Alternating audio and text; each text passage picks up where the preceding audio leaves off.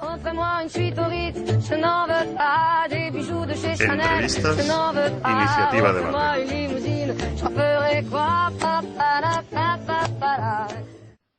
Sabiendo que la convivencia y el diálogo son acciones que implican por lo menos a dos partes, hoy hemos decidido darle la palabra, sin interrupciones ni alusiones a su tiempo de intervención, a la que puede considerarse una de las pocas voces de izquierdas y socialistas que quedan en el Parlamento del Estado español. Hablamos de Amaiur.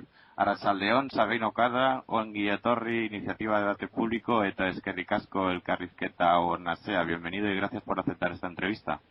Bueno, menuda introducción en euskera que os habéis hecho. Eskerrik asko zuei eta, bueno, aurrera. Sabino Cuadra, como todos sabéis, es diputado en el Congreso por el Grupo Amaiur. También nos acompañan Paco Bello, de Iniciativa Hola, de buenas Debate, tardes, Oriol. Y buenas tardes, compañeros. y Javier Domínguez, periodista y asesor de comunicación política. Arratsaldeon, Javier. Caixo, Arratsaldeon, buenas tardes a todos. Bien, en una época en la que el panorama político del Estado español viene sufriendo un amargo proceso deficitario de una verdadera conciencia y vocación en el ejercicio de la política, Amaiur parece representar la opción de la política social como medio para hacer avanzar una sociedad, guiada por políticos con un mensaje cercano para el oyente y de directa acción en sus pretensiones, cosa que es de agradecer en los tiempos que corren. En un intento de averiguar qué hay detrás de lo que muchos intentan obviar, me gustaría realizarte, al igual que irán haciendo mis compañeros, una serie de preguntas con la intención de saber más de Amaiur y más del momento en el que se encuentra la política del País Vasco y Navarra, que es la razón de haberte invitado, Sabino. Bueno, pues adelante cuando queráis con ese paquete de preguntas. Por nuestra parte, encantados de que nos facilitéis, nos deis esta oportunidad, porque no es muy fácil traspasar el Ebro y poder hacer llegar un poco más allá de estas fronteras pues el mensaje, las palabras, las ideas de Amaiur. No, está difícil, la verdad es que llega muy poco. Sabino, para que luego nos puedan entender todos, ¿puedes hacernos una pincelada sobre qué es la izquierda abertzale? Bueno, empecemos diciendo que Amaiur es algo más que la izquierda abertzale. O sea, la izquierda abertzale es una de las componentes de Amaiur, ¿no? Como sabéis, Amaiur está compuesto por cuatro partidos. Una es la izquierda abertzale, otra es Euskal Alkartasuna, una tercera es Aralar y la cuarta es Alternativa. Representan una pluralidad bastante amplia, ¿no? La izquierda abertzale, bueno, pues más o menos la gente ya sabe de qué va esto, ¿no? EA es una escisión que en su tiempo, hace ya más de 20 años, tuvo el PNV, que se define como socialdemócrata. Alternativa es también un agrupamiento de gente que se salió de Ezker Batua, de Izquierda Unida, aquí en Euskal Herria, sobre todo en la Comunidad Autónoma Vasca. Y por último, Aralar, bueno, pues también sabéis que en el proceso de debate después de Lizarra-Garasi es una parte también de la izquierda abertzale que ha estado funcionando autónomamente. Entonces, Amaiur, y esta es una de las mayores ventajas que tiene, bueno, pues es un esfuerzo de aunar voluntades de procedencias bastante diversas, ¿no? Y digo esto de que es algo muy positivo, pues porque estamos viendo que en la situación política y social que estamos viviendo tanto aquí en Euskal Herria como en el resto del Estado, es uno de los mayores déficits que existen tanto a niveles de las distintas izquierdas como a niveles de las distintas fuerzas soberanistas nacionalistas que existen en Cataluña, en Galicia, en otros sitios, no queremos poner, por supuesto, faltaría más, lo nuestro como modelo de nada, sino decir que desde nuestro punto de vista el esfuerzo está siendo muy positivo. ¿Hacía falta en este momento esa unidad? ¿Era clave? ¿Tú crees? Sí, más que nunca, yo diría, por estas dos razones que que he comentado antes, ¿no? Yo creo que hay dos razones muy de fondo. La crisis social que estamos padeciendo, bueno, más que padecer la crisis social, lo que estamos padeciendo son unas medidas reaccionarias que están siendo implementadas hoy en día por el gobierno del Partido Popular, ayer por el Partido Socialista Obrero Español, Y, claro, hacer frente a estas medidas exige el mayor grado de unidad y de firmeza posible, ¿no? El ejemplo pues ha podido ser a nivel estatal la huelga general del pasado 29 de marzo, ¿no? Y la segunda gran razón, visto desde aquí, desde casa, desde Euskal Herria, es que, bueno, pues poder acceder a un escenario democrático en el que todas las opciones políticas puedan ser defendidas y materializadas en igualdad de condiciones, pues exigía la conformación de un polo soberanista y de izquierdas, capaz de tratar de tú a tú y superar, en la medida de lo posible, y lo vamos consiguiendo, pues a esas dos fuerzas entre las cuales se ha movido hasta ahora el panorama político, ese PNV y ese Partido Socialista que tenemos aquí, ¿no?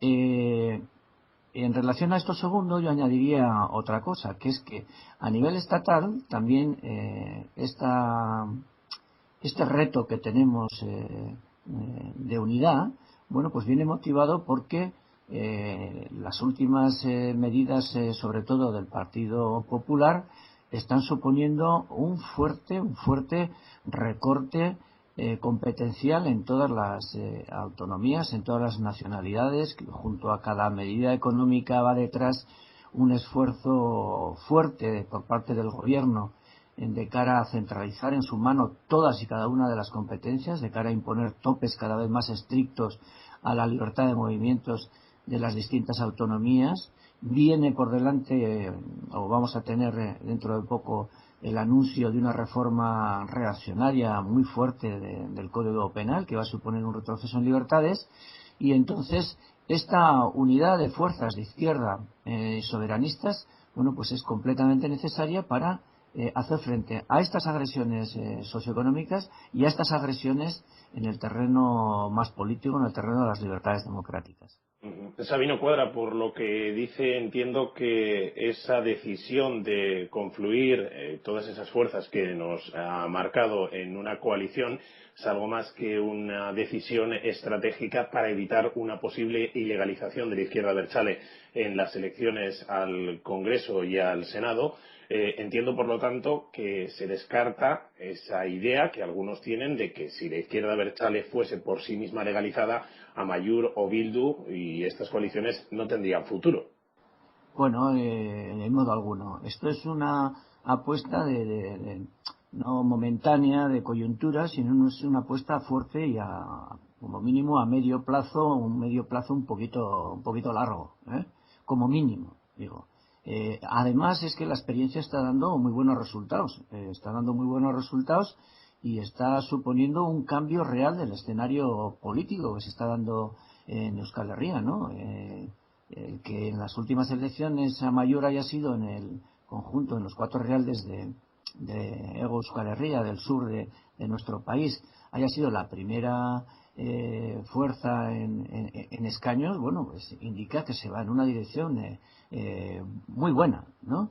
Entonces esta apuesta, evidentemente, al margen de lo que suceda con la legalización de Sortu, que deseamos que sea rápida y que sea positiva y responda pues a un asentar la decisión de los jueces en parámetros democráticos de derechos humanos. Al margen de cuál sea esta decisión, repito, la apuesta está ahí de cara a cualquier otro tipo de elección que vaya a darse en un futuro inmediato. Otra cosa será las formas, los nombres que pueda tener esta iniciativa, ¿no?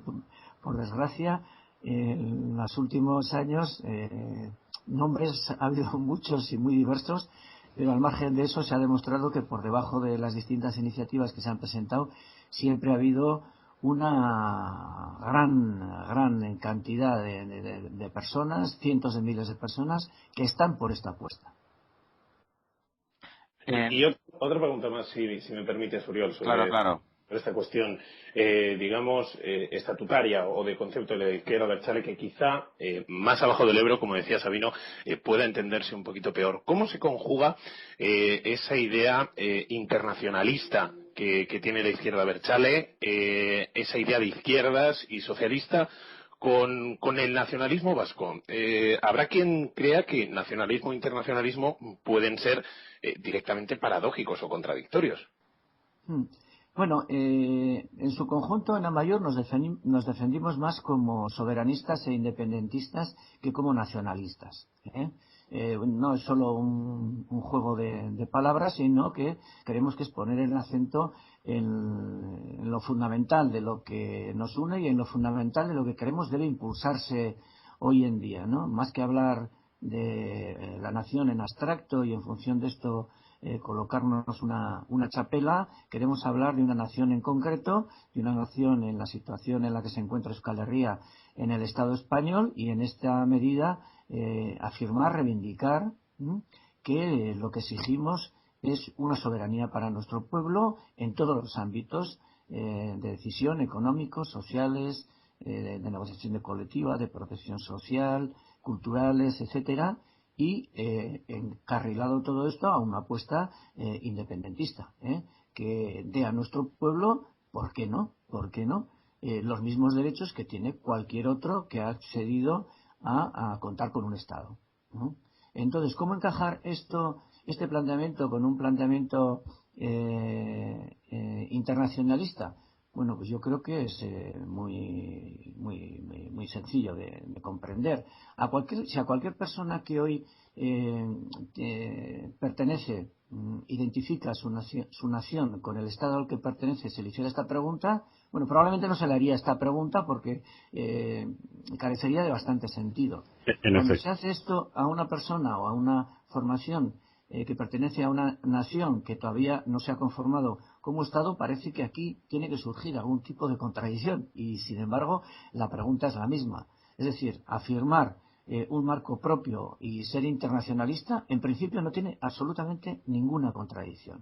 Nosotros tendemos la mano, y lo estamos haciendo en la vida diaria. Euskal Herria y sus gentes es hoy en día un pueblo tremendamente solidario. Si desde los aspectos más formales, como pueda ser las cantidades que en ayuntamientos, en diputaciones se dan para cooperación al desarrollo, hasta los distintos proyectos que en cada uno de nuestros pueblos se está moviendo, en particular desarrollando prácticas de solidaridad internacionalista con pequeñas poblaciones, con proyectos existentes a 3.000 kilómetros de distancia, con Palestina, con el Sáhara, con los pueblos latinoamericanos, podrá ver que esta solidaridad internacionalista es un hecho diario,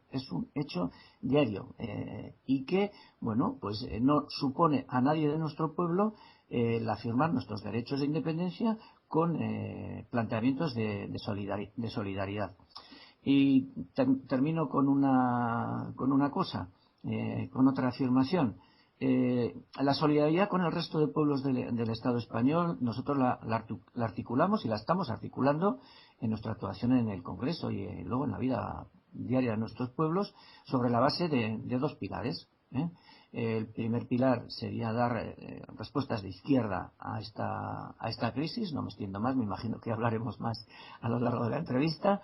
Y el segundo, bueno, extender también nuestra mano a todas aquellas fuerzas que en otras nacionalidades están peleando con planteamientos parecidos, similares a los nuestros, por libertad, por la soberanía, por la independencia de su pueblo, e incluso dentro del propio Estado español, con todas aquellas gentes que ven que hoy es necesario construir un puente que nos permita aunar fuerzas contra estas agresiones a las libertades democráticas a las que me he referido en un principio, próximas reformas del Código Penal, actuaciones cada vez más represivas de la policía, etcétera, contra estos recortes a las libertades democráticas y, en segundo lugar, para hacer un frente firme contra las agresiones sociales y económicas que se nos están imponiendo. Hablabais antes de ilegalización de partidos y bueno, todos hemos visto que a partir de que la izquierda abertzale se fue del Congreso en el 96, pues han habido con reguero, ¿no?, de ilegalizaciones, tanto como para acceder al curso electoral del Estado español como a nivel europeo Después de tantos impedimentos, ¿cómo ha sido el camino de vuelta al Congreso y con qué ánimo volvéis? Bueno, el camino de vuelta al Congreso yo creo que ha sido una tremenda alegría por todas las ilusiones que se han despertado en la campaña electoral que realizamos allí en octubre, noviembre, ¿no? En las anteriores elecciones, con el surgimiento de Bildu, se consiguieron los mejores resultados que la izquierda soberanista independentista de izquierdas había conseguido nunca en la historia en Euskal Herria. Pues bien, en las elecciones estatales, estos resultados se superaron y con bastante. Es decir, la gente, nuestra gente, nuestro pueblo, la gente que nos votó, tenía claro que había que estar en Madrid, en un campo que sabíamos que era ajeno, era del otro equipo, en el que las cartas, los árbitros estaban comprados, el reglamento lo habían hecho los demás, etcétera, etcétera, pero a pesar de eso, pues era consciente de que había que estar allí para aportar un esfuerzo, un grano de arena o unos cuantos granos de arena en una triple dirección, ¿no? En favor del proceso democrático que se ha abierto en nuestro país. En segundo lugar, pues para afirmar desde allí, frente a la España rancia y reaccionaria que nos está vendiendo este gobierno, que existen unos problemas nacionales no resueltos en Euskal Herria, en Cataluña, en Galicia, etcétera, y que hace falta dar la voz, la palabra y la decisión a nuestro pueblo, a estos pueblos, y en tercer lugar, porque veíamos que esto también podía servir de buena manera para tender un puente con respecto a todas las izquierdas sociales y políticas existentes a nivel estatal, por lo menos intentarlo seriamente. Si te parece, vamos a pasar a hablar de economía, Sabino.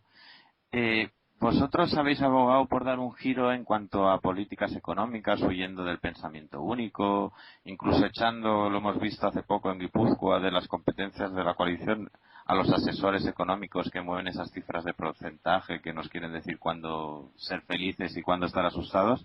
¿Qué política están aplicando en este campo los diferentes partidos de la coalición y qué línea es la que está llevando Amaiur al Congreso? Bueno, afortunadamente se ha hecho un esfuerzo bastante importante por definir lo que estamos llamando la propuesta socioeconómica de estos cuatro partidos, ¿no? La presentación en las elecciones fue bastante apresurada, no dio tiempo de discutir lo suficiente de cantidad de temas que hoy preocupan a la ciudadanía, a la gente más sencilla, más normal de nuestro pueblo.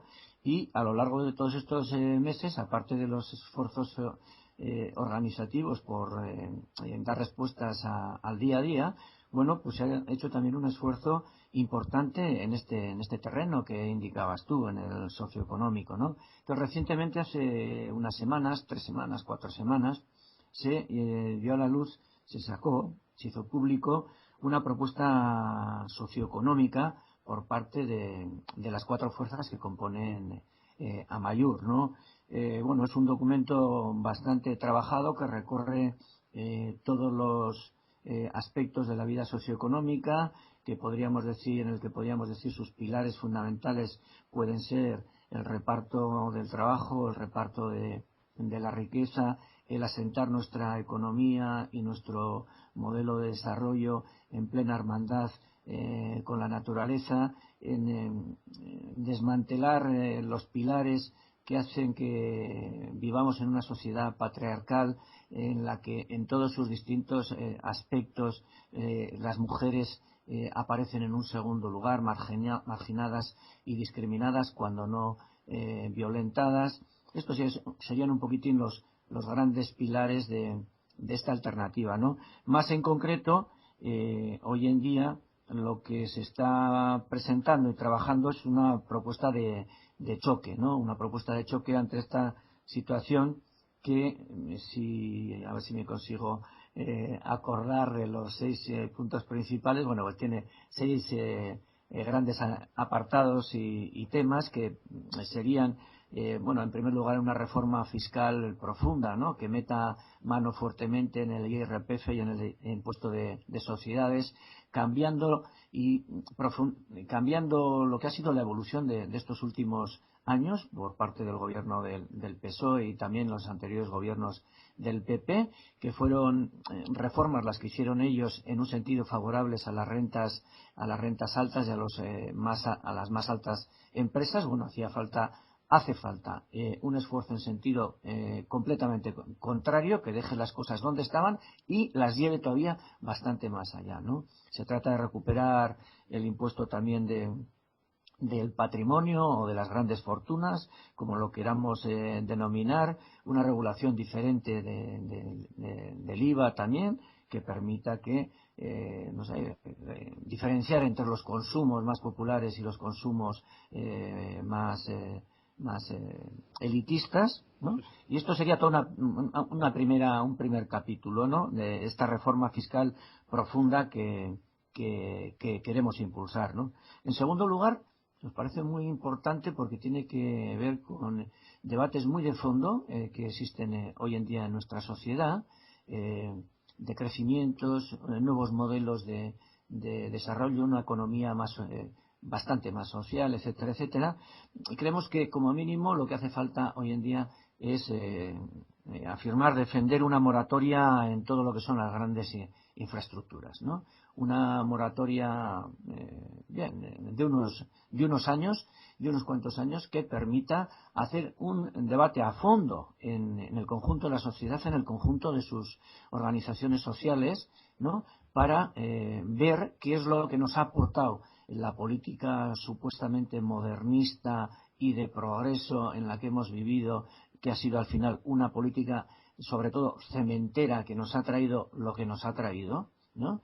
Y entonces, mientras tanto, todas estas grandes infraestructuras que se llaman AVEs, que se siguen llamando autovías, que se siguen llamando superpuertos en nuestro pueblo, que es una cultura de la basura con un concepto negativo y que asentada en grandes plantas incineradoras, etcétera. Bueno, pues en todos estos temas una moratoria y un debate social en profundidad, no un debate de 4 expertos, sino llevar el debate a cada uno de nuestros pueblos, a cada uno de nuestros sindicatos, de las organizaciones sociales, para ver realmente qué modelo socioeconómico quiere nuestro pueblo, ¿no?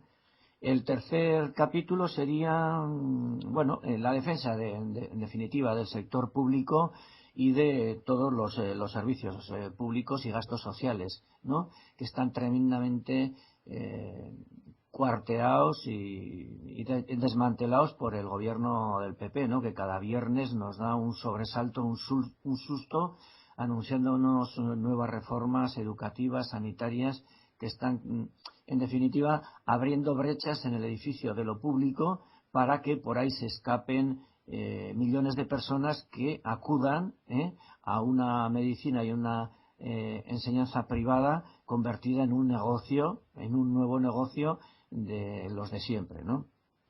El cuarto punto tiene que ver con lo que comentaba antes, sería una inversión importante en I+D, ¿no?, pero entendiendo esto no desde un punto de vista súper tecnológico, nanotecnológico, sino entendiendo que también la tecnología a impulsar debe tener importantes componentes sociales y que es quizás incluso más importante la investigación en materia de salud que la investigación en materia de la última técnica de fecundación asistida, que vaya usted a saber para qué poquísimas personas va a servir, mientras se deja de lado la investigación y el tratamiento de enfermedades que pueden ser más importantes, como la malaria o así. Es un ejemplo lo que acabo de decir, pero por lo menos cuando hablamos de I+D, romper con la idea de la supertecnología avanzada que en una empresa ha creado el último robot de vaya usted a saber qué,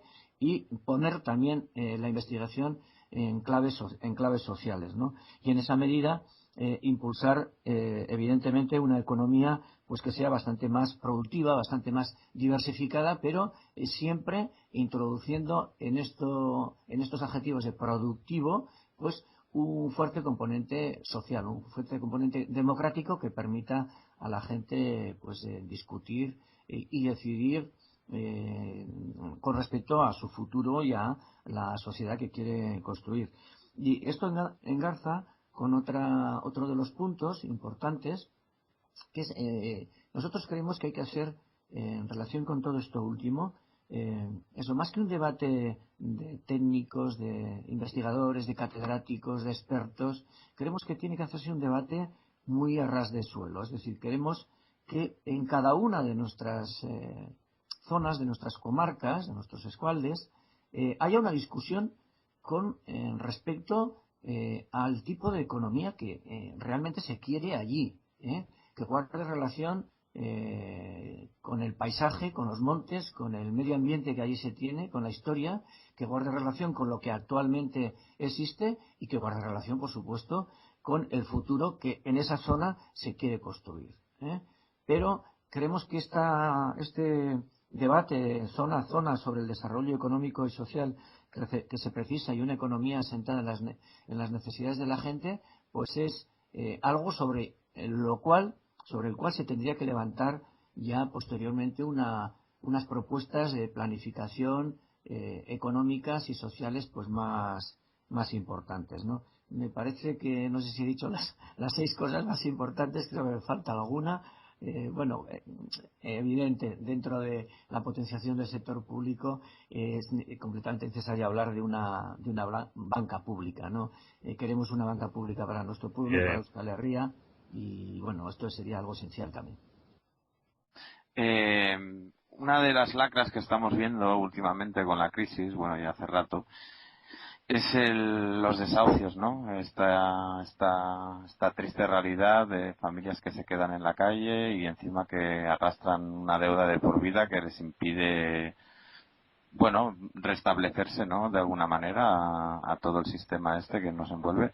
Esto está pasando en Euskadi, y si está pasando, ¿qué estáis llevando a cabo? ¿Qué planteáis sobre este problema que es una realidad? Bueno, evidentemente esto está pasando en Euskal Herria. No sé si el porcentaje de desahucios será mayor o menor. Pienso que será un poquito menor que el que existe a nivel estatal, pero la gravedad del problema es absolutamente idéntica, ¿no?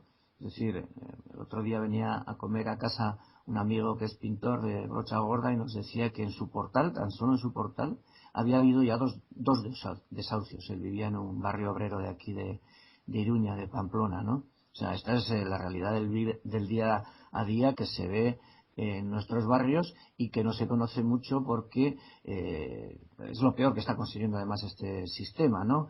Que la gente interiorice como fracasos y derrotas personales lo que no son sino fuertes agresiones de este sistema sin escrúpulos de ningún tipo que deja en la calle a familias enteras, ¿no? Dicho sea esto, bueno, para hablar del tema de los desahucios, yo creo que es preciso también hablar un poquito previamente de la política de vivienda a impulsar por Amaiur. Nosotros creemos que frente a esa política del cemento asentada en la vivienda unifamiliar y en la venta de la misma a personas, familias, frente a esta política que se ha impulsado en la época anterior, hace falta impulsar una política diferente, muy diferente, asentada sobre todo en la intervención pública, en el suelo público, en la apuesta por el alquiler, decidida por el alquiler, y la apuesta decidida también por la rehabilitación de viviendas, ¿no? Existen cientos, millones, no sé cuántos son los millones que existen a nivel estatal de viviendas. Aquí en Nafarroa me parece que eran alrededor de las 50.000. Entonces el problema de la vivienda tal cual no existe. El problema es el del acceso a la vivienda cara y en las condiciones en las que se ha vendido en el último tiempo. Este es el problema que existe. Pero si se partiera de una política pública que sancionara fuertemente con impuestos graves a la vivienda vacía, si se apostara por una política pública de promoción de vivienda en alquiler, dedicando a ello el dinero que hoy se está gastando en infraestructuras, en grandes infraestructuras inútiles, pues nos encontraríamos con una situación bastante diferente, con una situación además que en el terreno en el que no se intervenga directamente forzaría muchísimo a bajar muchísimo los precios y a bajar bastante los alquileres. La última reforma del gobierno en esta materia, en materia de alquileres, bueno, el intento de reforma de gobierno pasa por dar incluso bastantes más facilidades a los propietarios en contra de los inquilinos, recortando plazos y prórrogas obligatorias de arrendamiento, ¿no? Entonces, nuestra política va fundamentalmente por aquí, ¿no? Y en lo concreto, en lo inmediato, no, por supuesto, sumarnos a todas las iniciativas que están surgiendo por todos nuestros pueblos y por todo el Estado también, de defensa de todas estas gentes que están siendo desahuciadas para impedir que los bancos se salgan con la suya, ¿no? Esta sería la respuesta más inmediata. Pero yendo, como he dicho al principio, pues yendo bastante más allá de evitar que esta gente se quede en la calle, evitar sin más el desahucio, renegociar con el banco las condiciones. Esto hace falta hacerlo, pero sobre todo, lo que hace falta es impulsar una política bastante más social, bastante más pública, asentada en el alquiler, en la promoción social, y dedicar a esto nuestros esfuerzos.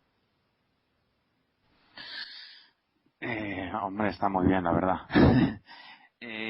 Bueno, claro, hablando, siguiendo de esto de los desahucios un poco, esta gente que se ve desahuciada no solo se ve desahuciada, sino que se ve fuera de un mercado laboral que es la que le lleva a ese desahucio. Y aunque la dación de pago es una de las medidas que parece que se barajan, ¿no? Hablando, sí. Claro, yo personalmente, aunque la dación de pago se arreglara, esas personas continuarían con el grave problema de una inestabilidad económica y laboral. ¿Tenéis algún plan de reinserción laboral para toda esta gente que ahora parece que no encuentra una salida, que no ve un futuro a su momento? Bueno, antes he hecho una pequeña mención a algo que es uno de los pilares, se quiera o no, de toda nuestra alternativa socioeconómica, ¿no? Que es el reparto del trabajo. Próximamente hemos presentado una proposición no de ley en el Congreso para que sea debatida ahí en el Pleno sobre este tema, ¿no? Sobre el tema del reparto del trabajo.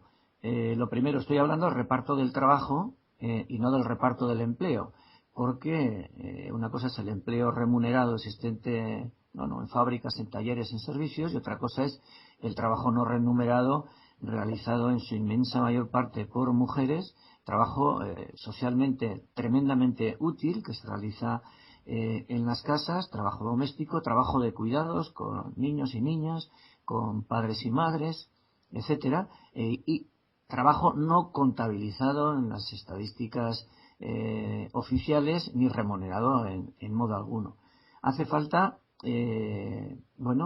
tomar distintas medidas para que esto pueda llevarse a la práctica, ¿no? Este reparto del trabajo en el conjunto de la sociedad, entre los que tienen empleo y los que no tienen empleo, y entre los que tienen un trabajo remunerado y las que no tienen un trabajo remunerado, entre el trabajo de producción y el trabajo de reproducción realizado sobre todo por las mujeres. Medidas en esta dirección bastante más concretas, yo diría que serían de tres tipos, ¿no?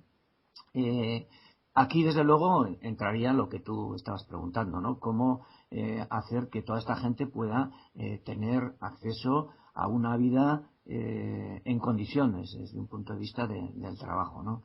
Tres grandes medidas. En la primera sería repartir dentro del trabajo, repartir el empleo. Es decir, y esto pasa por reducir la jornada laboral. En Europa, desde hace ya no recuerdo el año, pero hay recomendaciones de que los estados los distintos gobiernos estudien incluso las posibilidades de reducir la jornada a 32 horas. La Confederación de Sindicatos Europeos apuesta por las 35 horas. En Euskal Herria hace ya 12 años, 15 años, creo recordar, fue realizada una huelga general muy exitosa en favor de las 35 horas. La primera huelga en positivo que se ha realizado en nuestro pueblo, es decir, en positivo, no en contra de ninguna agresión, sino afirmando que queremos también una sociedad diferente. Bueno, pues lo primero sería repartir el empleo reduciendo la jornada de trabajo, prohibiendo la realización de horas extras y, en los casos en que sea preciso, pues convirtiéndolas no en dinero, sino en tiempo libre, ¿no? Acá, si en algún caso es necesario realizar algún trabajo extra, bueno, pues más fiestas, más vacaciones, más días libres, ¿no? Esta sería la primera, reducir el empleo dentro de esta propuesta general de reparto del trabajo, reducir la jornada de trabajo, perdón. El segundo gran capítulo sería, apostar firmemente por una política importante de servicios sociales públicos. Servicios sociales, y estoy hablando de educación 0-3 años, en cargo pública y gratuita, es decir, la administración se tendría que hacer cargo de la misma, residencias para personas mayores, para personas discapacitadas, guarderías, etcétera, etcétera, etcétera. Todo esto que se está desarrollando en muy escasa proporción, ¿no? Y que sobre todo se está dejando en manos de la iniciativa privada para hacer de todo esto, que haga de todo esto un negocio, pues tendría que ser asumido desde los poderes públicos para conseguir de esta manera que ese reparto sexista del trabajo entre hombres que hacen el trabajo productivo y mujeres que hacen el trabajo reproductivo y de cuidados, ¿no? Pues se mezcle completamente y haya realmente una asunción de las tareas del trabajo, pues bastante más equilibrada e igualitaria, ¿no?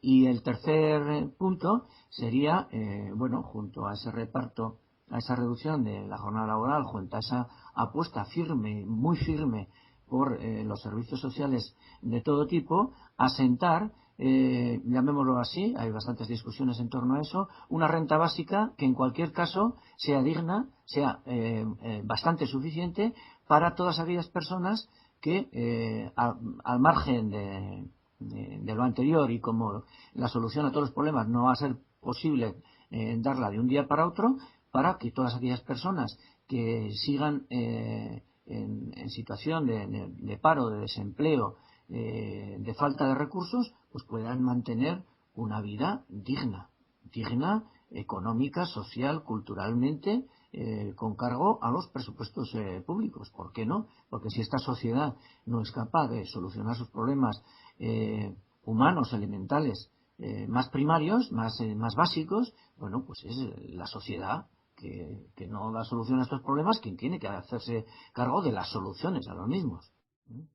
Está siendo Sabino Cuadra muy exhaustivo con las propuestas económicas que tiene Amaiur. En este caso, la cuestión que yo le quería plantear es que, uno puede llevar a cabo esas políticas económicas, esas políticas sociales, pero luego hay unos instrumentos, las manos del mercado, ¿no? Ese mercado sin rostro del que hemos hablado en más de una ocasión, que son las agencias de calificación y este tipo de gente que le dice, oiga, mire, usted está haciendo lo que quiere hacer, pero usted está mal.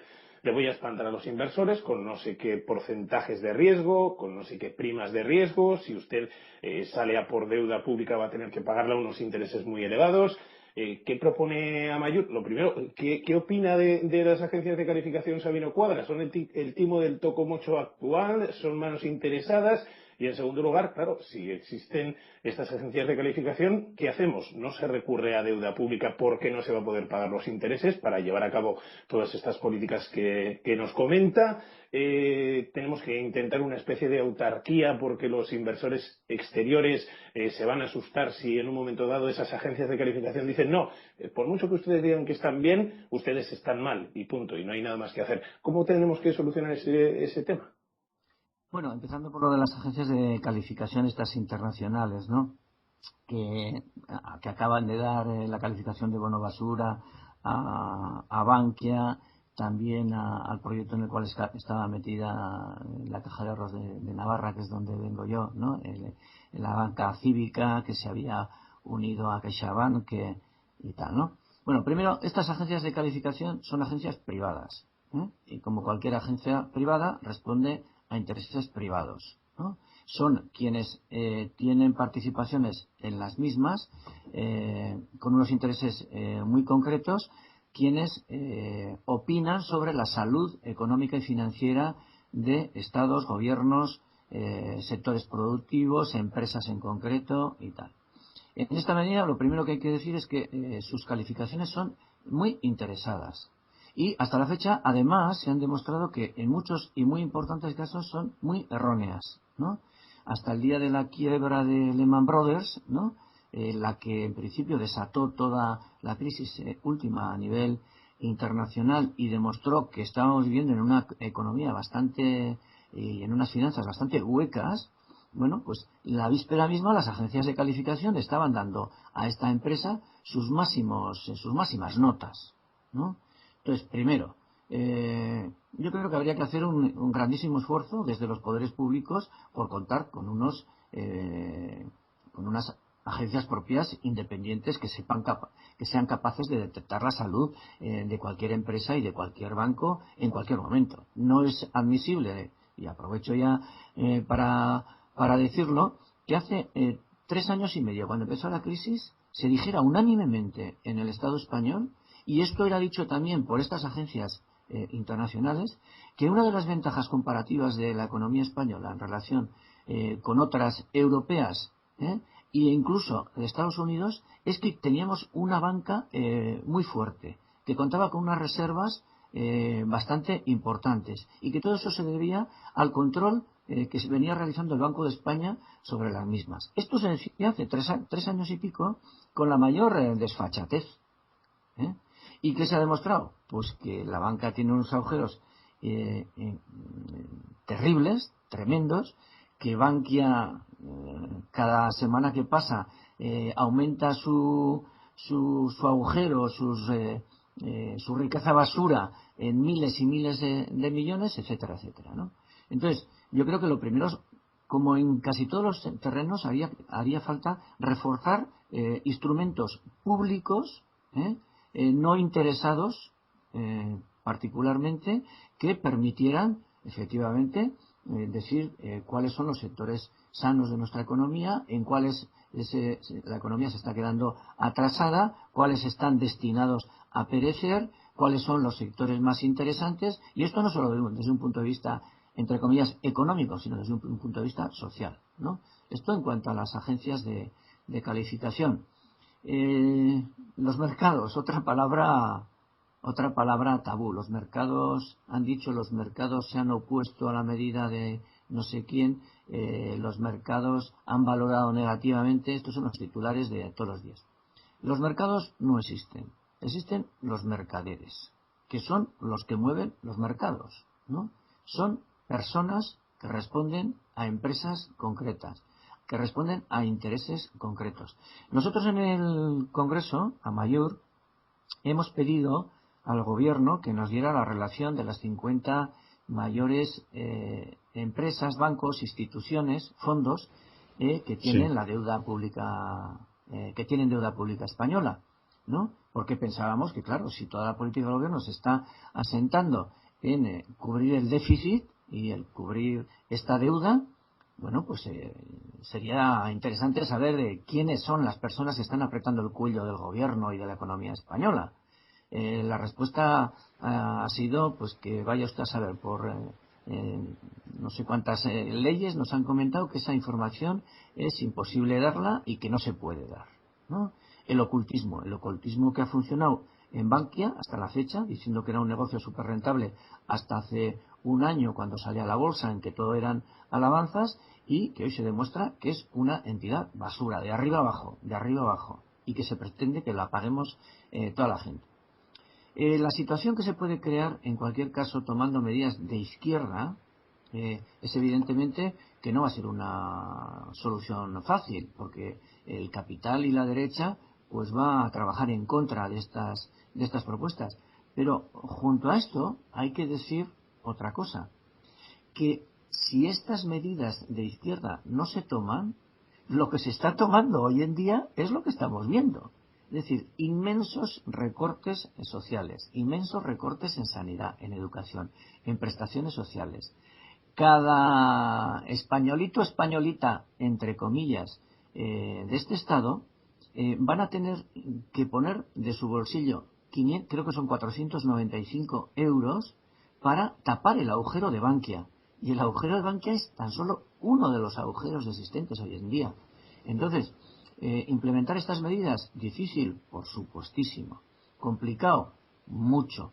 Que va a traer consecuencias y todas ellas de inmediato no van a ser positivas, probablemente, porque quien tiene el poder y quien tiene el dinero no se va a arrodillar frente a estas medidas. Eso es evidente. Pero, repito, mientras esto no se haga, lo que vamos a tener por delante, por detrás, por la derecha y por la izquierda, es lo que hoy existe.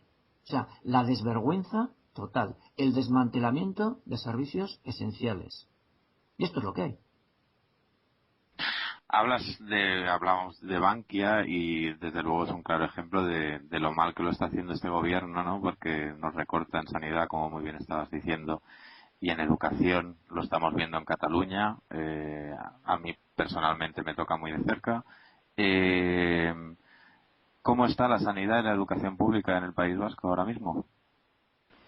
Bueno, la sanidad y la educación pública, y la educación en el País Vasco, hay que decir que aquí se tienen bastantes competencias en este terreno, que en cualquier caso la legislación básica estatal aprobada en Madrid es la que también hay que desarrollar aquí, y de esa no nos escapamos.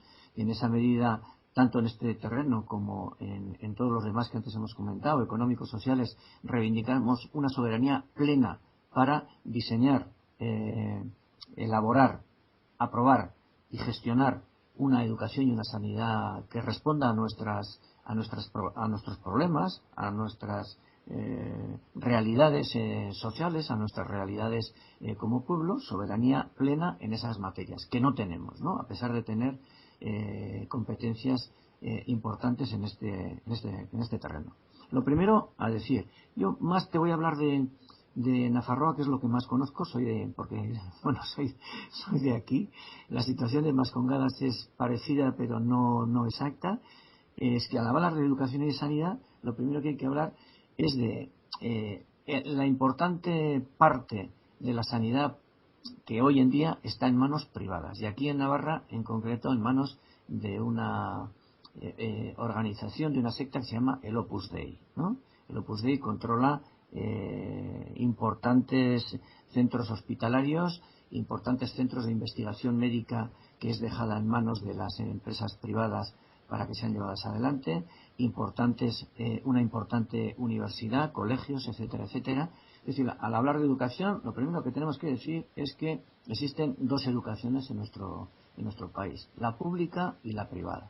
Segundo, al hablar de educación también hace falta decir que, sobre todo aquí en Navarra, que el modelo que se nos está imponiendo, porque con respecto al otro todos son dificultades, todos son recortes, todos son fronteras, etcétera, es un modelo español, es un modelo que habla en español, en castellano, y que presenta todo un currículum cultural, educativo, cercano, pues a lo más rancio del españolismo existente en nuestra tierra, que es UPN, ¿no?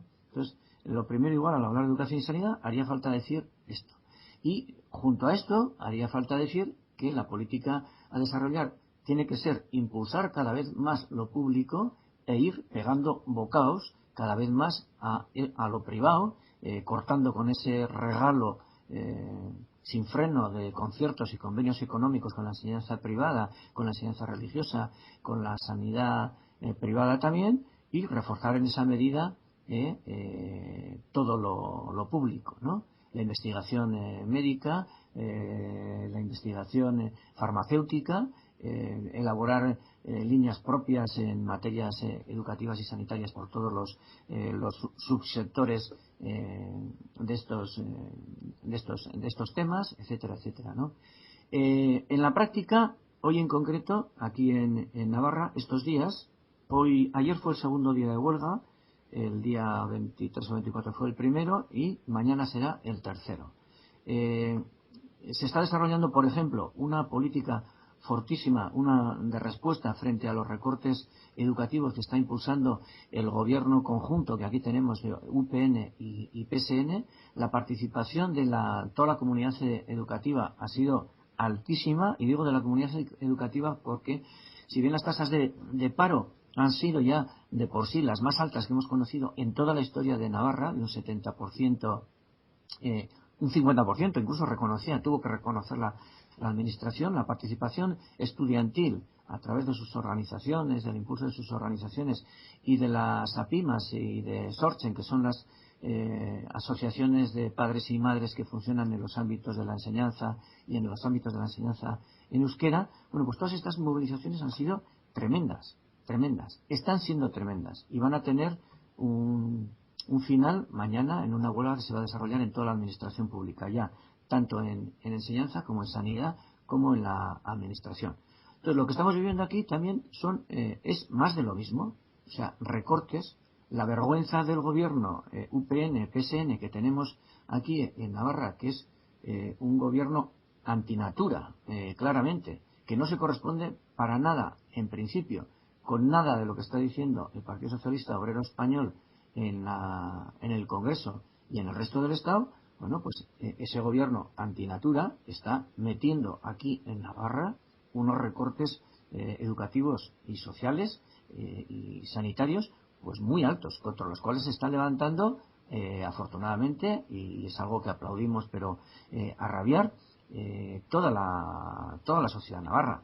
Y esto es un poco lo que hay por aquí. No sé si querías saber algo más en concreto. No, creo que bueno, que ha resuelto bastante la cuestión, ¿no? Al menos por mi parte. Uno de los puntos también bastante importantes a tratar en una sociedad es la inmigración. Parece desde hace unos años que hay un intento por parte de los medios y de algunos partidos políticos que están centrando sus esfuerzos en demonizar al extranjero, que bastante problemas tiene ya al desplazarse de su casa. En Cataluña lo hemos visto con la aparición hace ya unos años de un partido tan radical como puede ser Plataforma per Catalunya y una corriente xenófoba que se ha llevado, la última es la más sonada, la del PP en el Ayuntamiento de Badalona cuando hizo su campaña para la alcaldía. ¿Cómo la tocáis vosotros el tema de la inmigración? ¿Qué políticas tenéis de inmigración? Bueno, el tema de la inmigración tiene que partir de algo que es súper elemental, derechos humanos. Partir de ahí, ¿no?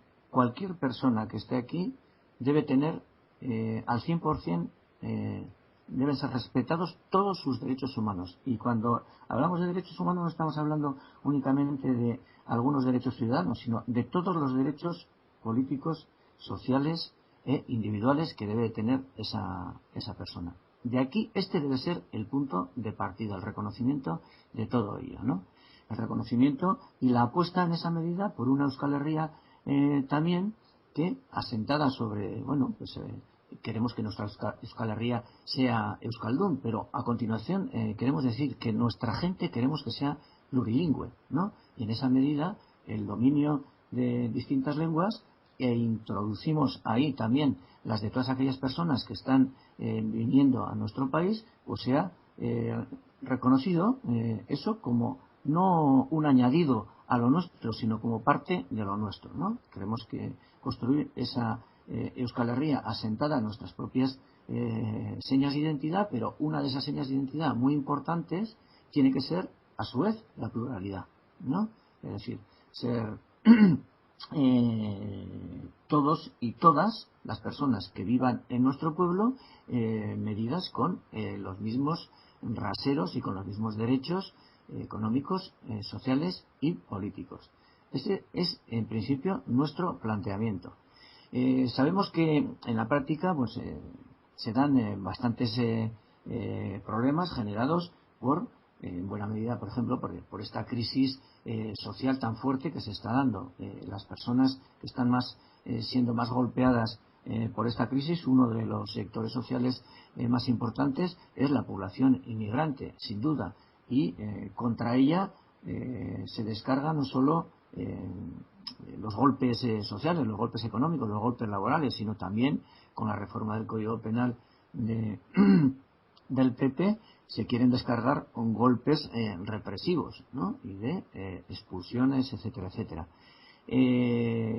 La política pues está basada en estos parámetros. Intentamos desarrollar al máximo todo esto pues a niveles sobre todo bastante locales, ¿no? Porque las integraciones y las mezcolanzas y el buen rollo identitario, pluridentitario, se tiene que conseguir a base de un esfuerzo muy local, no con algunas leyes, algunos decretos que reconozcan derechos que luego en la práctica no se puedan desarrollar. El papel de los ayuntamientos en esto es decisivo, el crear dinámicas integradoras, dinámicas que interrelacionen culturas, que pongan en relación, que quiten mitos, prejuicios entre las distintas gentes, etcétera, etcétera, ¿no?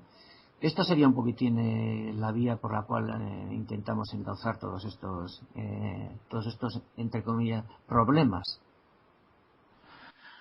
Bueno, voy a cambiar de tema, pero ya que has dicho mitos, existe el mito, así enlazo, de que existe una opacidad y un hermetismo en las diferentes izquierdas que configuráis el cartel del panorama político en el País Vasco y en Navarra.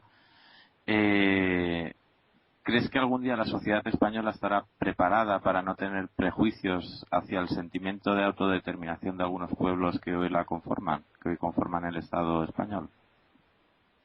Bueno, claro, aquí hay un problema muy de fondo, ¿no? Que viene de bastante atrás.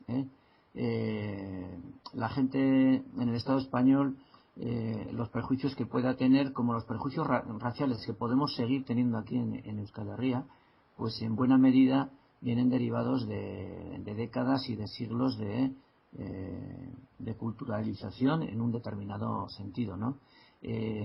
Los 40 años de franquismo no trabajaron mucho en favor del reconocimiento de los derechos de Euskal Herria.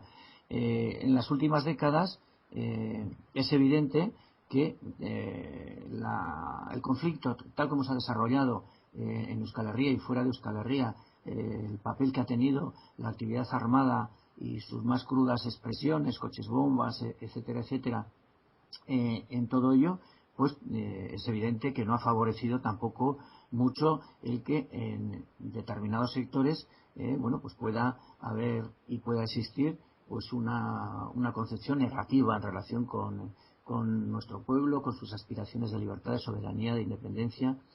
Sobre todo, yo quería poner dicho esto, sobre todo quería poner el acento en la extraordinarísima política llevada a cabo por los medios de comunicación en las últimas décadas, que bajo la excusa bajo la excusa de la lucha antiterrorista, lo que realmente han sembrado ha sido una política de criminalización nacional, de criminalización social con respecto a todo lo que estaba pasando en Euskal Herria. Claro, y ahora se está viendo que una vez que ETA ha decidido, siguiendo las recomendaciones y las peticiones realizadas en la conferencia de Ayete por personalidades internacionales, sumándose al proceso abierto, a este proceso democrático de normalización democrática habida en nuestro país, después de que ETA ha cesado en su actividad armada para siempre, lo que se ve es que esta política de criminalización se sigue dando, y no solo se sigue dando, sino que se sigue extendiendo y está pasando a golpear también a sectores muy distantes de Euskal Herria, como puede ser incluso el movimiento 15M y las últimas manifestaciones que se han dado, las últimas represiones que se han dado en conflictos sociales o incluso en la huelga general, ¿no? Esta tremenda desinformación que existe con respecto a lo que está ocurriendo en nuestro pueblo está generando en buena medida perdón, está generando en buena medida, bueno, pues que puedan existir opiniones bastante críticas y negativas en relación con nuestro pueblo y sus aspiraciones. Pero también hay que decir, y esto es cierto, hace poco, hace un mes en Madrid se presentó un manifiesto que se llamaba Manifiesto Madrid-Donostia por la paz y la democracia en el País Vasco. Este manifiesto lo firmaron 500 personas bastante representativas de la sociedad madrileña, digo madrileña, no estatal, algunas decenas de catedráticos y profesores de universidad, periodistas, artistas, profesionales de todo tipo, economistas, sociólogos, médicos y médicas, mucha gente que pertenecía a los campos sindicales, vecinales, culturales, etcétera, de medios de comunicación, bastantes periodistas, y en este manifiesto se saludaba y se aplaudía el proceso abierto en Euskal Herria, se aplaudía y se saludaba las decisiones tomadas en el sentido del cese de la violencia de ETA, y se ponía el acento sobre todo en exigir al gobierno que dé pasos que sirvan para encarrilar el proceso que vivimos de una forma firme, asentada en bases sólidas, y que pueda servir para conseguir una paz definitiva y total, ¿no? Porque la paz no es solo el silencio de las armas. La paz tiene mucho que ver con la justicia y con el reconocimiento pleno de los derechos de la gente. Entonces, estas 500 personas, en concreto, decían a los gobiernos español y francés: muévanse, muévanse. Aquí ya hay mucha gente que se está moviendo y tomando decisiones de calado, y lo que hace falta es que ustedes también se muevan en el terreno de los presos y las presas vascas, acercándolos a sus pueblos para que puedan tener una relación normalizada con su entorno familiar, social, etcétera, poniendo en libertad a los presos y presas que se encuentran gravemente enfermas o han cumplido las 3/4 partes de la condena, ¿no? Legalizando de inmediato a Sortu, porque esto es algo que clama a todos los cielos del mundo, ¿no? Y por último, abriéndose un proceso de diálogo, de sentarse en una mesa, de empezar a charlar, que en el primer día no se conseguirá nada probablemente, pero en el segundo día habrá un mejor clima, y en el tercero habrá un pequeño acuerdo. Abrir esta senda que permita dar pasos firmes de cara a la consecución de ese escenario democrático en el que todas las opciones puedan defenderse en igualdad de condiciones, ¿no? Y puedan materializarse también. Entonces, resumiendo, sí que es cierto que, bueno, a nivel estatal y sobre todo por la actividad de desinformación y de envenenamiento mediático que ha existido durante décadas, puede existir bastantes desconfianzas y recelos, pero también es cierto que la nueva situación abierta en Euskal Herria, como lo prueba este manifiesto firmado en Madrid por estas 500 personas, la nueva situación está permitiendo que a nivel estatal se estén abriendo grietas en ese monopolio de la desinformación, y que en esa medida se estén abriendo puentes entre lo que es la izquierda social, la izquierda soberanista de Euskal Herria, y las distintas izquierdas políticas y sociales existentes a nivel estatal, y con más razón con las izquierdas nacionalistas y existentes en Cataluña, en Galicia y demás, ¿no? ¿Y cómo interpreta Sabino Cuadra no ya el tratamiento informativo que ha tenido la detención el pasado fin de semana de 2 presuntos integrantes de ETA, sino el hecho en sí, el hecho de que dos personas de la organización estuviesen en Francia armados, según por lo menos se nos ha contado. ¿Cómo lo interpreta Sabino Cuadra? Lógicamente, el Estado español y el Estado francés no han dado los pasos suficientes, pero ¿ha dado los pasos suficientes ETA, en su opinión? Bueno, vamos a ver. Lo primero, a destacar una casualidad, ¿no? Que se está repitiendo últimamente con bastante frecuencia. Justo la víspera de juntarse los ministros del Interior, de Francia y del Estado español, se producen estas detenciones. No, esto no es casual porque en las últimas detenciones que se han dado en el Estado francés, pues está ocurriendo algo parecido. La instrumentalización en última instancia de la represión con fines puramente políticos y mediáticos. Esto sería lo primero a señalar. Segundo, en el último comunicado de ETA dijo expresamente, bueno, en los anteriores ya había dicho que había renunciado expresamente al ejercicio de la actividad armada, y desde entonces hasta aquí esa palabra ha sido cumplida al 150%. En cuanto en el último comunicado también decía esta organización que en cualquier caso iban a seguir sus militantes armados, no siempre me imagino, por las posibilidades que puedan existir de agresiones directas contra los mismos, pero que en ningún caso iban a hacer uso de estas armas en casos de detenciones, como ha ocurrido en las últimas detenciones habidas, en los cuales militantes de ETA han sido detenidos estando armados y sin embargo no han hecho ni siquiera un gesto de cara a la utilización de estas armas.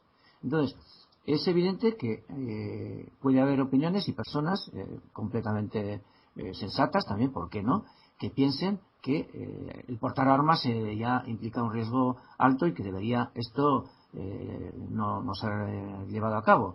Algunas de las personas que están realizando labores de intermediación han dicho también que recomendarían que el portar las armas ya sea algo a descartar en definitivo. Vale, ese debate puede estar ahí, esas opiniones están ahí, pero en cualquier caso lo que sí que hay que decir es que el cese en la actividad armada hasta la fecha ha sido del 100%, y segundo, que estas armas no han sido utilizadas nunca hasta la fecha, ni siquiera en casos de detención, con las graves consecuencias que tiene esto para las personas detenidas, ¿no? Pero al margen de este debate sobre el llevar o no armas, si se corresponde o no con el propio proceso, debate, repito, lícito, lo que hay que seguir poniendo el acento es en lo que ha repetido varias veces a lo largo de la entrevista. Se han dado pasos de envergadura, de calado, muy fuertes.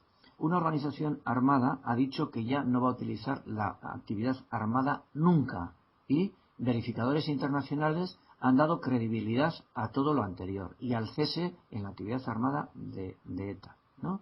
Esto es lo que ya ha ocurrido.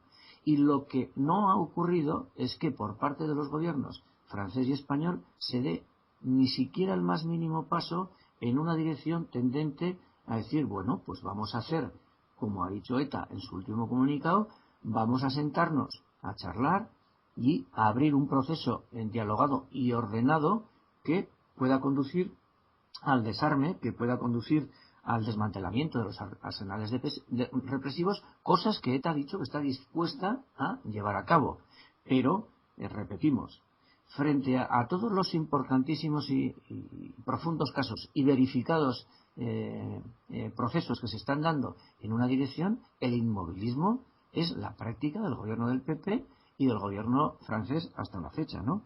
Y en esta medida, pues es preciso llamar a estos dos gobiernos a que atiendan no a lo que está diciendo ETA, no a lo que está diciendo Amaiur, no a lo que está diciendo la izquierda abertzale, sino que atiendan a lo que hoy es un auténtico clamor popular en Euskal Herria de cara a que se tomen iniciativas en relación con los presos y se abra realmente un proceso de diálogo entre los gobiernos y ETA y entre todas las fuerzas políticas para dar una solución definitiva al conflicto vasco.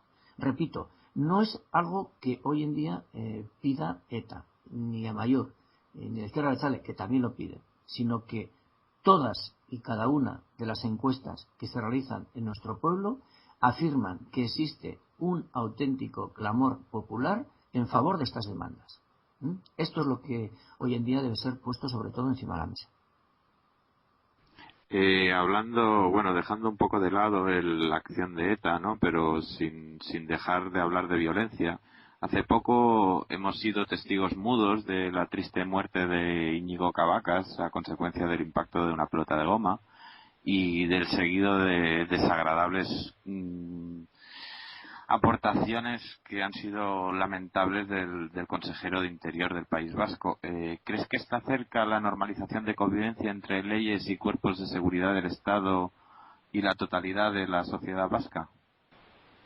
Pues yo creo que desgraciadamente no está cerca, no, porque empezando por los cuerpos de seguridad del Estado, yo creo que, están carcomidos en buena medida, impregnados de todo lo que es la polilla franquista, ¿no? Todos estos cuerpos de seguridad son descendientes directos, el RH es absolutamente el mismo, el ADN es el mismo de lo que vimos los que ya tenemos algunos años en los tiempos de Franco. No hubo ninguna depuración de ningún tipo, ningún meterse a tratar los casos más sangrantes ocurridos en aquellos años. Yo estoy hablando de ametrallamientos masivos contra la población trabajadora de Vitoria, Gasteiz, en 1976, contra los disparos también completamente arbitrarios y a quemarropa en la Plaza de Toros de Iruña en 1978, dejando decenas de heridos y un muerto, ¿no? Ninguna responsabilidad se pidió en aquellos casos y todos los que participaron en aquellos casos, todos fueron ascendiendo en la escala correspondiente de su policía o de su guardia civil. Estos son los cuerpos policiales que tenemos, ¿no? En correspondencia también con el carnicero de Vitoria, Manuel Fraga Iribarne, que cuenta con una sala allí en el Congreso, que es uno de los padres de la Constitución y que murió en honor de todos los grupos constitucionalistas así llamados existentes en el Congreso. Esta policía está impregnada de arriba abajo de una... Antes hablábamos de la desinformación terrible en relación con lo que ocurre en Euskal Herria. Yo creo que la educación que se ha vivido, y eso ha venido reflejado en distintas revistas, la educación político-represiva que se ha vivido en cuarteles y cuartelillos, es algo que debía haber estado en el juzgado de guardia, denunciado en el juzgado de guardia más cercano desde hace muchísimo tiempo. Estos cuerpos lo único que tienen que hacer es plegar y salir de nuestro pueblo de Euskal Herria, porque existe una incompatibilidad absoluta de que puedan ser saneados de ninguna manera, ¿no? Y no deseamos, por supuesto, que sigan ejerciendo en el resto del Estado las funciones que tristemente están realizando aquí, sino que sean disueltos de inmediato también allí, ¿no?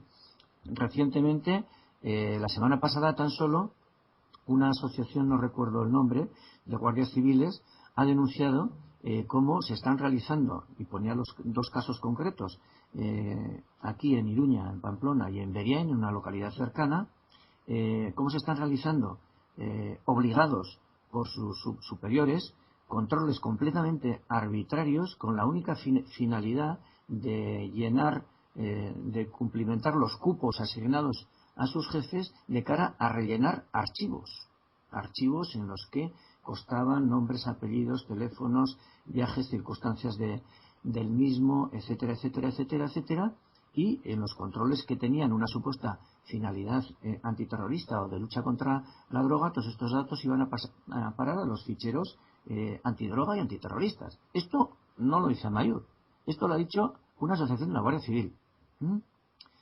Otro ejemplo muy cercanito, por hablar de realidades y no hablar de conceptos y de ideologías, ¿no? Nafarroa ha sido la comunidad, yo lo he podido comprobar preguntando ahí en el Congreso, en la que con mucha diferencia el nivel de represión que ha tenido, que se ha dado tras la huelga general del 29 de marzo ha sido más grande. Aquí ha habido 38 personas que han sido detenidas, que han sido ingresadas en el cuartel. Han pasado allí de 12 a 24 horas. Han pasado por el juez. Hoy todas ellas están procesadas por distintos delitos de desobediencia a la autoridad, de atentado contra la libertad del trabajo, etcétera, etcétera. De estas 38 personas, la mitad, 19 exactamente, son menores de edad. A una persona de 14 años la fueron a detener al instituto y salió de allí esposada, sin haber dado aviso previo alguno, ni a sus padres, ni a la comunidad educativa, ni a nadie. Esto es lo que se está cociendo en nuestro pueblo, practicado por una policía determinada, ¿no? Más casos más sangrantes y realizados por la Policía Autonómica Vasca, por la Ertzaintza, es el caso que tú has dicho, de la muerte de un pelotazo de una persona que está sin más celebrando un partido de fútbol, ¿no? Esto es, sin más, un ejemplo, la punta del iceberg de una policía que está actuando, la de fuera y la de aquí, entre comillas, que está actuando con unos niveles de impunidad desde hace décadas inmensos. Hagan lo que hagan, nadie es sancionado. Hagan lo que hagan, incluso el torturador más grande sabe que a lo único que se enfrenta es a penas mínimas y a ser puesto en libertad al de pocos días. Un dato, pequeño dato. Ahora que se habla tanto de pedir perdón, víctimas, etcétera, etcétera, cumplimiento íntegro de penas, doctrina Parot. Personas como Barrio Nuevo, como Vera, como Galindo, el general de la Guardia Civil, como San Cristóbal, delegado del gobierno en Vascongadas, como Planchuelo, jefe de policía en Vizcaya, que fueron responsables de crímenes del GAL, crímenes en los cuales hubo asesinatos, en los cuales hubo secuestros, en los cuales hubo torturas, en los cuales se enterró a gente en cal viva, en los cuales se metió la mano en todos los casos para obtener beneficios particulares. Todas estas personas, en su conjunto, no cumplieron ni siquiera la 10ª parte de las penas que les fue impuesta. Esto es los cuerpos policiales que tenemos, y esta es también la judicatura que tenemos. Una judicatura que hoy, sin embargo, bueno, pues está juzgando a personas por el mero hecho, los últimos juicios que están dando en Madrid, por el mero hecho de realizar actividades políticas, como es Otegi, como es Díaz, como es Miguel Zabaleta, etcétera, etcétera, o a otras por haber confeccionado listas electorales, ¿no? Esto es lo que hay. Y entonces, ¿qué posibilidades hay de que esto sanee y de que puedan mejorarse las actuaciones de toda esta gente? Policía y Guardia Civil, yo creo que no tiene remedio. La Ertzaintza y la Policía Foral aquí en Navarra han sido cuerpos que en los últimos años, en las últimas décadas, han sido criadas a imagen y semejanza de esos cuerpos extraños a nuestro pueblo, ¿no? Entonces, que tengan posibilidad de curación o no, pues tampoco yo tengo mayor no tengo una bola de cristal que me permita saber si esto es posible o no, pero en cualquier caso lo que es evidente es que la política policial que deberá practicarse en una Euskal Herria libre y soberana no tendrá absolutamente nada que ver con lo que hemos conocido. En fin, Sabino, soy Paco Bello. No sé si conoces el programa electoral de Syriza, de Alexis Tsipras, los griegos, pero uno de los puntos que tienen y que más me ha llamado la atención es precisamente la reeducación de la policía. No sé si lo conocías. En cualquier caso, yo coincido contigo en que es muy difícil reeducar a este tipo de gente que efectivamente llevan 60 años de educación y que va a ser muy complejo, pero bueno, es un tema que habría que solucionar de alguna manera y que algún día habrá que plantear. En cualquier caso, lo que te quería comentar o preguntar es que toda la izquierda abertzale mantiene en los últimos tiempos una línea de conciliación, o mejor, de no exposición, que supongo que está orientada a evitar, facilitar argumentos contra el proyecto que os habéis propuesto.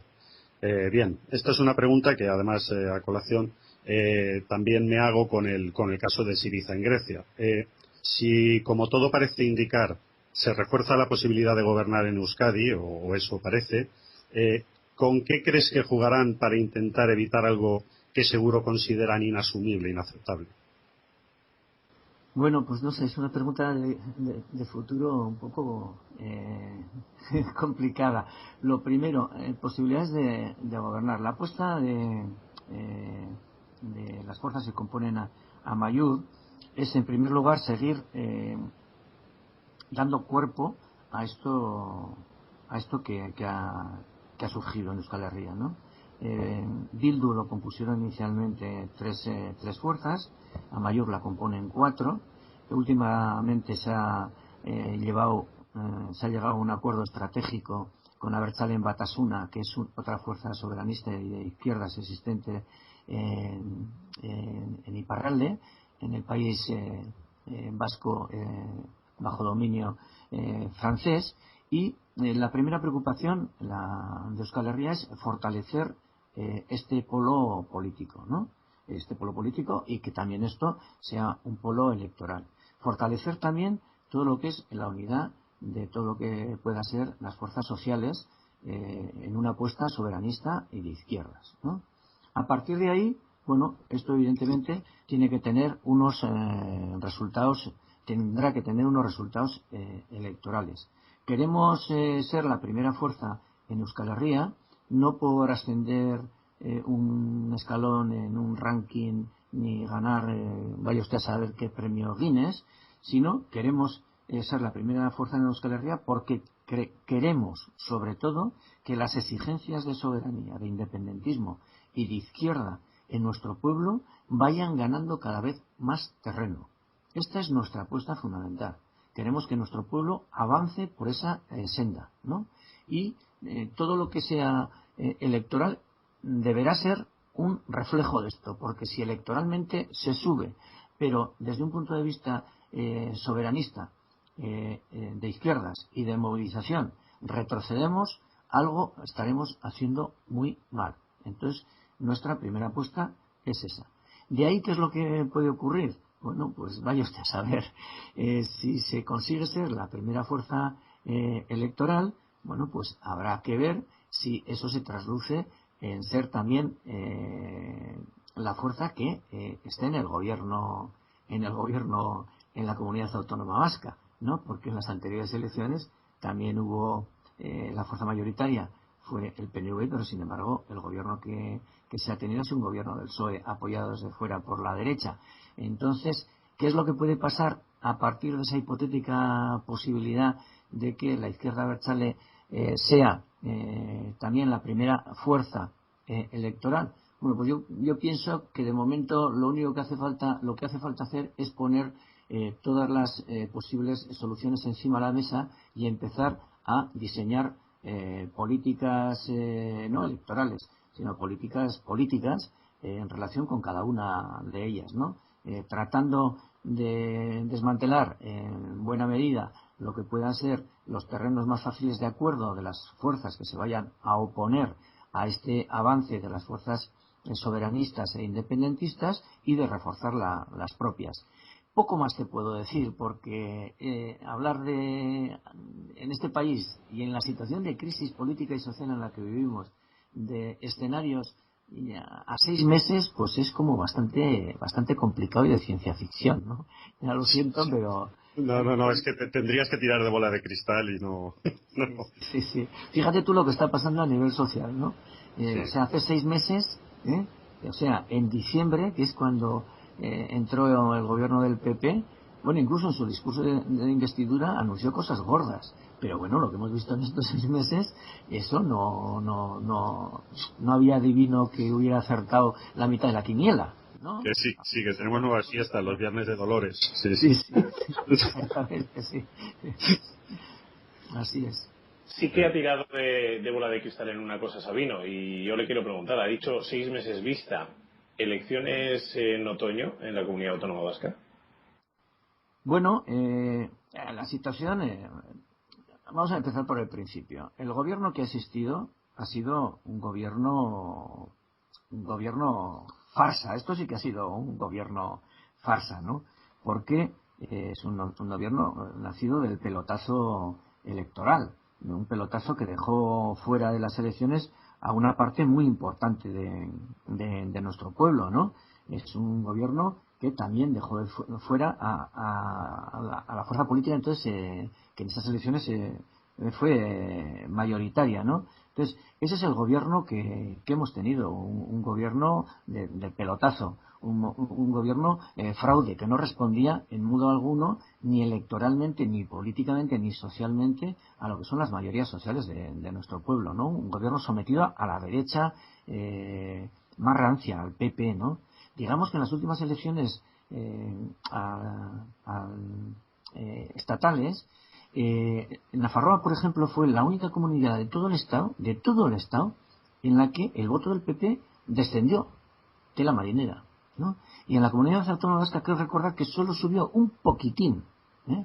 Pues bien, las políticas que se están diseñando en Nafarroa y en la comunidad autónoma vasca son unas políticas que giran alrededor, en cualquier caso, de las exigencias que puso el PP en la comunidad autónoma vasca y que puso UPN aquí en Navarra. El gobierno de Patxi López ha sido el gobierno del fraude, ¿no? Entonces, evidentemente, ese gobierno comprimido dentro de este proceso de paz y de normalización democrática que se ha asentado en estos últimos años, dentro de ese avance tan grande que se ha dado en la acumulación de fuerzas soberanistas y abertzales, y dentro de ese avance también tan grande, tan importante que se ha dado en el terreno de la movilización social, sindical, a todos los niveles, bueno, pues ese gobierno ha petado, y el PP ha llegado a un momento en que ha dicho, no, a mí esto no me sirve, ¿no? Entonces, este gobierno, por decencia, lo primero que tendría que hacer sería, bueno, dejar las llaves de casa encima de la mesa e irse. Eso es evidente, porque está gobernando, dicho sea en lenguaje así de mi barrio, está gobernando por el morro electoral y por el morro político. Entonces, debería marcharse de inmediato y aquí haber unas elecciones en las que con una izquierda abertzale también legalizada, Sortu, pues permitiera que nuestro pueblo, en esa comunidad, pues tuviera una representación más ajustada a lo que realmente hoy en día se está cosiendo en la calle, que no es ni por el forro, ¿no?, algo que quede reflejado en los acuerdos de gobierno que se tuvo entre el Partido Socialista de Euskadi y el PP, o que puede haber hoy ya incluso sin esos acuerdos. O sea, esto es así. En la fecha más próxima, en las semanas más próximas, ese gobierno debería dejar las llaves de la casa, marcharse y convocarse elecciones. Eso es evidente. ¿Queréis hacer alguna pregunta más, compañeros? Pues yo sí tengo un par más si le da tiempo a Sabino. Sí, no, yo no tengo problemas de tiempo.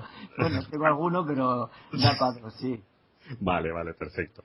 Mira, te quería comentar porque me parece un tema fundamental.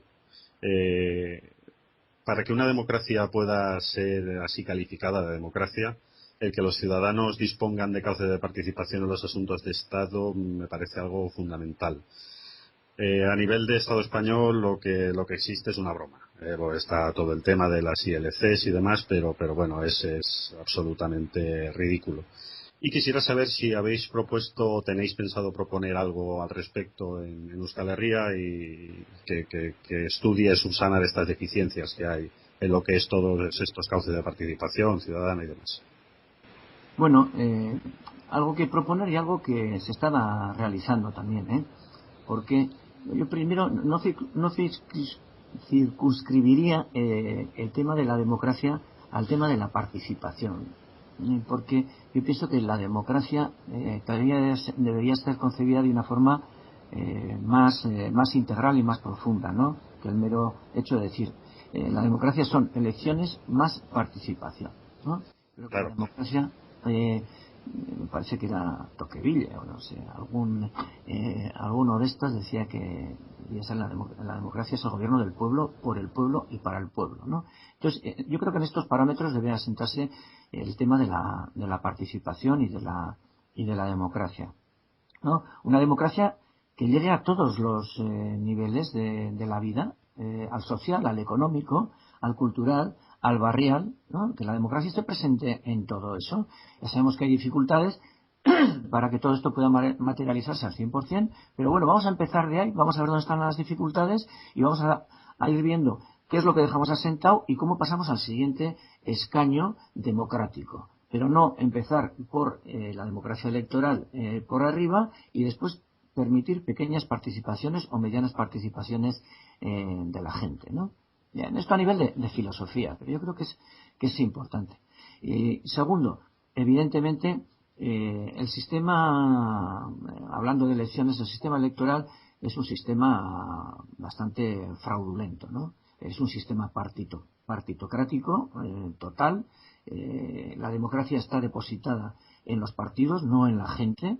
Los partidos cortan, hacen y deshacen a su antojo listas impuestas, planteamientos en el Congreso completamente cerrados, etcétera, y esto es algo que tiene que aflojarse. Tienen que introducirse también temas como listas abiertas, revocaciones, aligerar muchísimo más la práctica de los refrendos populares para obligatorios en algunos casos y que sean en otras circunstancias pues posibilidades reales para la gente, porque hoy las ILPs, en cualquier caso, si el Parlamento decide tumbársela, pues ni siquiera son votadas, ¿no? Tienen que admitirse a trámite por la misma institución, ¿no? Entonces, todo este sistema, evidentemente, el más electoral tendría que cambiarse, pero abrir importantes vías para la práctica de una democracia más directa, a través de refrendos, de posibilidades de revocación de dirigentes, de cargos electos, etcétera, etcétera, ¿no? Y el otro escaño es el que yo creo que tiene bastante importancia, ¿no?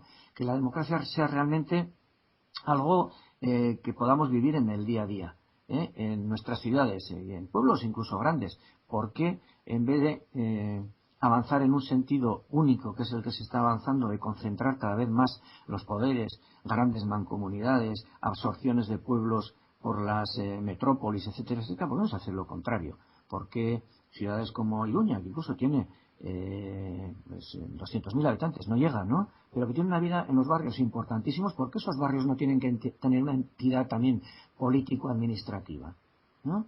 Porque no descendemos mucho más a los niveles en los que está la gente y en los niveles en los que la gente puede participar, controlar su actividad política, ¿por qué no se desciende más a esos niveles, ¿no? Yo creo que habría que hacer un inmenso esfuerzo descentralizador, y no solo de descentralizar competencias, sino que de dar competencias propias y exclusivas a más entes locales. Y la tendencia, repito, que hoy existe es la contraria, es la de concentrar y llevar cada vez más poderes a Europa, al Estado, legislación básica, etcétera, etcétera. Pero incluso dentro de las comunidades autónomas propiciar una descentralización bastante más importante del poder, ¿no? Y democratización del mismo.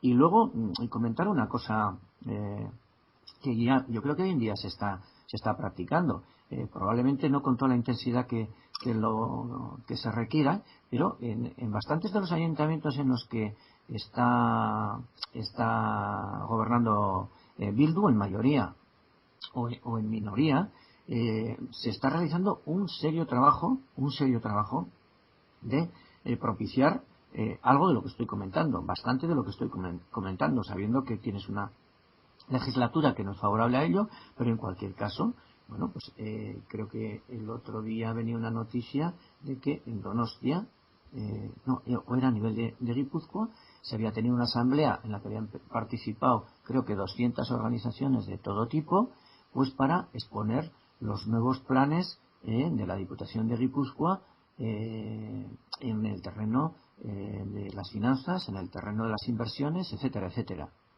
No quiero poner esto como ejemplo de nada, sino como una realidad que ya es operativa, que en pueblos pequeños todavía se está desarrollando con bastante más intensidad, permitiendo pues que haya una mayor imbricación entre lo que son las dinámicas reales existentes en cada pueblo, culturales, deportivas, etcétera, etcétera, y la actividad de los ayuntamientos, ¿no? Entonces, a mí este tema de la participación me parece esencial. Y termino. Y me parece todavía muchísimo más esencial en la época de crisis en la que estamos viviendo, porque, por desgracia, en muchos entes locales, ¿no? Debido a todos los condicionantes externos que tienes, que tus presupuestos no dan para solucionar ni siquiera la tercera parte de los problemas que tienes a nivel municipal, porque te viene todo impuesto desde arriba, el tema de la participación en esta situación, en todos estos municipios, es esencial. Es decir, que la gente vea con total transparencia cuál es la situación a la que se ve sometido un ayuntamiento y cuáles son las razones que puedan motivar el tomar una serie de mediaciones, de decisiones u otras. Y todo eso para que la gente a su vez pueda participar posteriormente en actividades de repulsa contra esos recortes también que se imponen a los ayuntamientos y que están condicionando en buena medida la vida diaria de sus respectivas comunidades, ¿no? Entonces yo creo que el tema de la participación, si es importante siempre en una supuesta democracia, en una democracia, hoy en día, cuando las cosas vienen torcidas, es todavía muchísimo más importante. Y si un ayuntamiento, por muy de izquierdas que sea, y por muy medidas progres que tome hoy en día, que piense que esté tomando, no está tomando medidas de participación profundas, yo creo que es un ayuntamiento que no está respondiendo a las exigencias mínimas de izquierda que deben plantearse hoy en día. A mí me ha gustado muchísimo todo lo que has dicho en toda la entrevista, lo tengo que decir, y es que además me gusta porque sé que lo estáis poniendo en práctica o estáis poniendo en práctica vuestra ideología, que esto es lo importante, porque de discursos vacíos estamos ya hasta las narices. Entonces, en este caso, bueno, pues sois un rayito de esperanza y está muy bien. Quería acabar con una pregunta, bueno, ya más a nivel humano, y aprovechando que estás ahora rodeado del tipo de gente que estás, ¿no? ¿Qué nivel de conciencia crees que tienen algunos políticos? Porque esto lo hemos visto todos, y voy a dar un nombre, hemos visto a Gaspar Llamazares sonreír y además y dar la mano con mucho afecto, pues por ejemplo a Mariano Rajoy.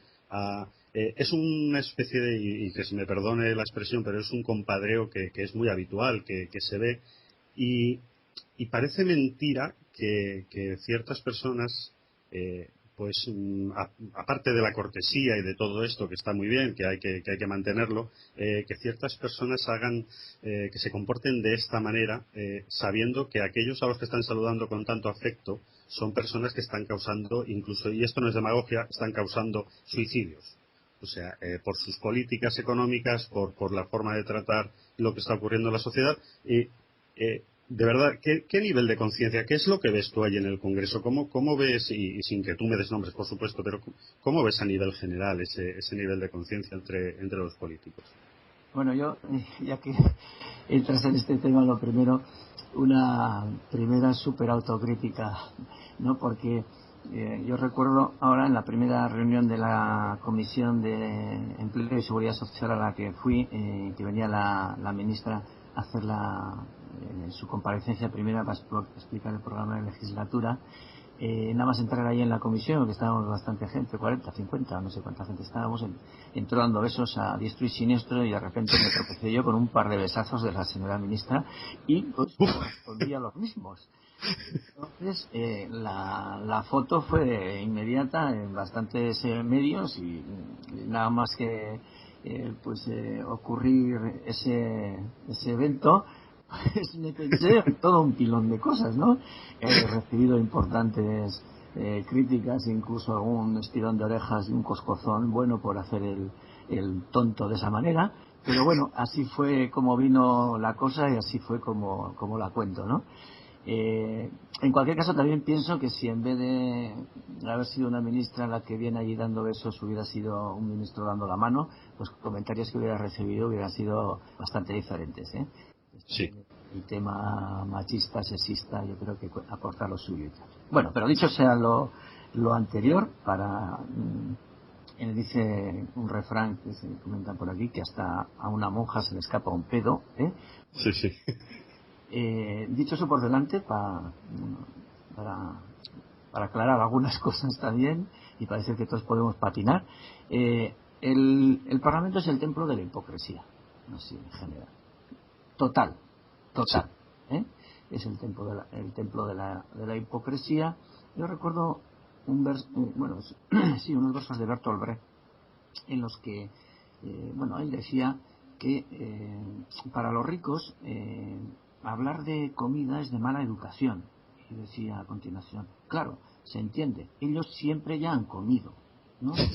Entonces, claro, que tiene hambre y habla de comer, pues se expresa normalmente en términos, habla desde el estómago, como es lógico, ¿no?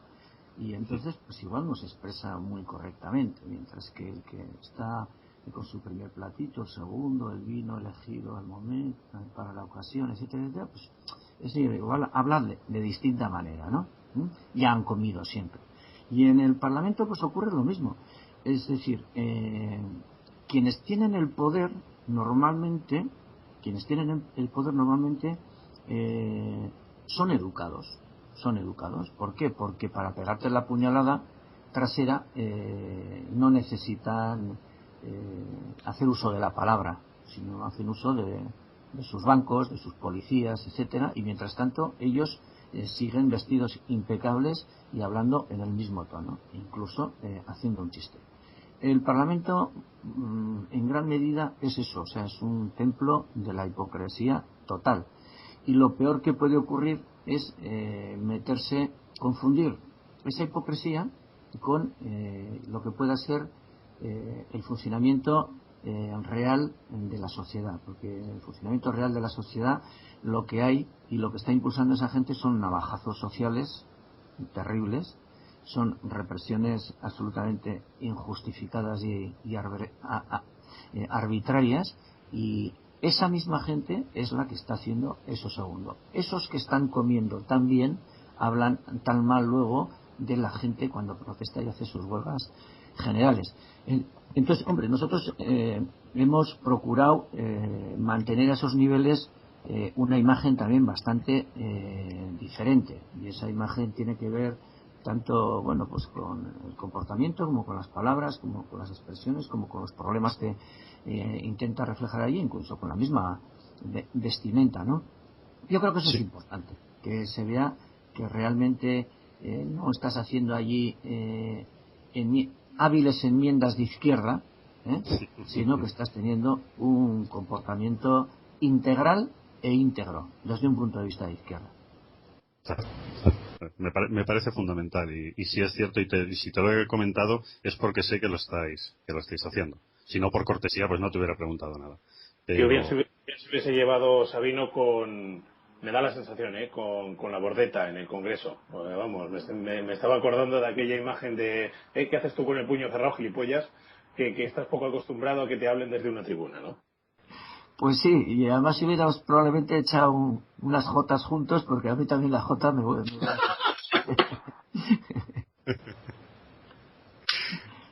Bueno, pues yo creo que lo podríamos dejar aquí y daros las gracias a todos, y en especial a ti, Sabino, por ofrecernos este rato contigo y aclararnos ciertas dudas que creo que han quedado más que claras. Y las gracias también por como representante, ¿no?, un poco la cara visible de esa política social que parece que aún queda en España y es muy de agradecer. Offrez-moi une suite au Ritz, je n'en veux pas. Des bijoux de chez Chanel, je n'en veux pas. Offrez-moi une limousine, j'en ferai quoi? Pa, pa, la, pa, pa, pa, la.